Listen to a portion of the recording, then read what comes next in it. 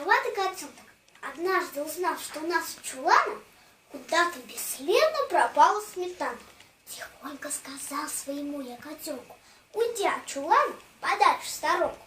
Послушай, шепнул я, в чулане разбой, там мыши, и дело теперь за тобой. Ты должен, котенок, всех этих мышей прогнать из чулана как можно скорей.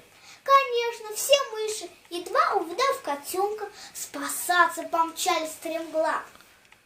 Забились кто в норы, кто в дыры, кто в щель, и там еле живы от страха сидели. А котик мой смелый, косясь на сметану, неспешно, как сторож, ходил по чулану. На утро, когда я за маслом полез в чулан, я увидел, что котик исчез, а с ним и сметана куда-то пропала, как будто ее никогда не бывало. Ах, котик мой котик, каких же мышей пошел ты прогонять-то из дыр и щелей? Тогда ты один лишь во всем виноват, ведь это не мыши,